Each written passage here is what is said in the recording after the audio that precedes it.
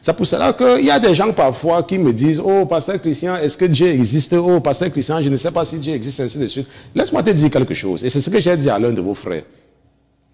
Si tu ne crois pas en Dieu, ça ne change rien en sa nature. On se comprend? Si tu crois en Dieu, c'est pour ton bien. Si tu ne crois pas en Dieu, laisse-moi te dire. Attends, laisse-moi te poser une question. C'est la même question que j'ai posée aux frères. Depuis que tu dis que Dieu n'existe pas, est-ce que ça a changé quelque chose sur qui il est? Ça n'a rien changé. Et c'est plutôt toi qui es bête. On se comprend? Puisque quand tu dis que Dieu n'existe pas, ça ne change rien en qui il est. On se comprend? Et il n'a rien à gagner. Que tu crois en lui, que tu ne crois pas, il n'a rien à gagner. C'est toi qui as à gagner. C'est toi qui vas éviter l'enfer en croyant en Jésus-Christ.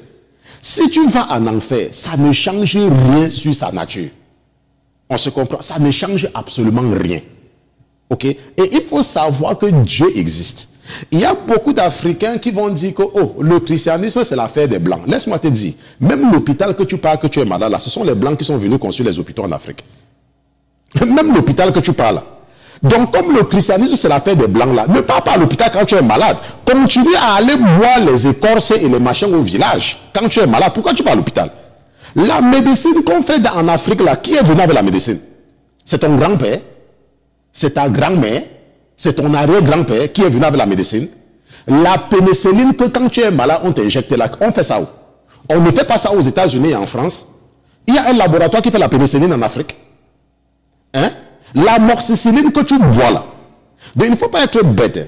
Il ne faut pas te laisser tromper par, n'est-ce pas, les adeptes du diable qui t'encouragent ou qui te font croire que le christianisme c'est une affaire des Blancs.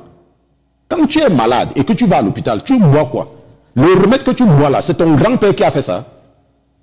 C'est le crâne de tes parents qui font les remèdes que tu bois quand tu pars. Quand tu vas voir un médecin, même les médecins africains là, pour se spécialiser, ils partent où? Certains partent au Sénégal dans certains pays, mais la plupart partent où? Ce n'est pas chez les Blancs pour acquérir de la connaissance, mais quand il s'agit de la Bible, tu te laisses convaincre que oh, nos ancêtres avaient quelque chose. Il faut continuer à te laisser tromper.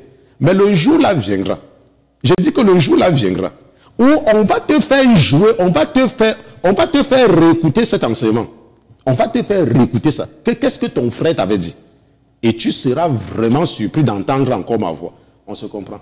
Donc maintenant, nous allons partir ensemble rapidement dans Job chapitre 23.